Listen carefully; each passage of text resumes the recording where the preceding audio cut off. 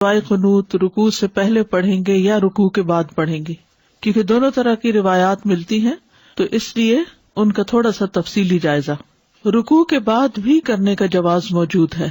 دعائے قنوت رکوع سے پہلے اور بعد میں پڑھنا جائز ہے، یہ دونوں حکم ثابت ہیں، یعنی اس میں وسعت ہے۔ ہم کیا لفظ استعمال نہیں کریں گے؟ اختلاف ہے، کیا کہیں گے؟ وسعت ہے، اگرچہ زیادہ تر رکوع کے بعد ہی آیا ہے۔ بخاری اور دوسرے لوگوں نے حضرت انس سے روایت کیا ہے کہ نبی صلی اللہ علیہ وسلم نے 1 مہینے تک رکوع کے بعد قنوت پڑھا۔ آپ بنو اسیہ کے لیے بد دعا کرتے تھے۔ صحیحین میں انس رضی اللہ عنہ سے روایت ہے کہ ان سے پوچھا گیا کہ کیا رسول اللہ صلی اللہ علیہ وسلم نے صبح کی نماز میں قنوت پڑھا؟ انہوں نے کہا ہاں۔ ان سے کہا گیا کہ آپ صلی اللہ علیہ وسلم نے رکوع سے پہلے قنوت پڑھا یا بعد میں؟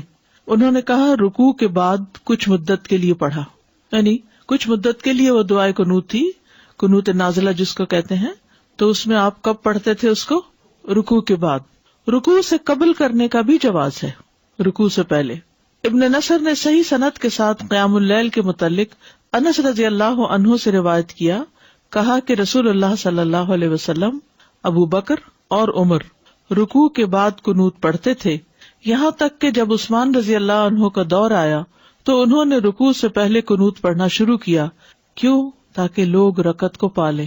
لمبی رکعت ہوگی تو کیا ہوگا؟ زیادہ لوگ جوائن کر لیں گے جو بعد میں آ رہے ہیں۔ یعنی وہ جب وتر پڑھاتے تھے، کون کون؟ حضرت ابو بکر اور عمر، تو کب قنوت پڑھتے تھے؟ رکوع کے بعد۔ اور کس نے شروع کیا پہلے پڑھنا؟ عثمان رضی اللہ عنہ نے۔ کیوں شروع کیا؟ تاکہ لوگ یہ رکعت پالیں، ان کو وتر مل جائے، یہ مقصد تھا۔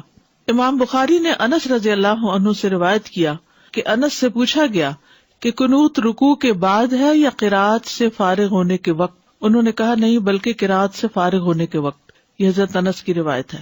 علقمہ سے مروی ہے کہ ابن مسعود اور نبی صلی اللہ علیہ وسلم کے صحابہ وتر میں رکوع سے پہلے قنوت پڑھتے تھے۔ ابی ابن کعب کی حدیث ہے کہ نبی صلی اللہ علیہ وسلم رکوع سے پہلے قنوت کرتے تھے۔ تو ان ساری روایات کو ملا کر دیکھیں تو دونوں کاموں کا جواز ملتا ہے۔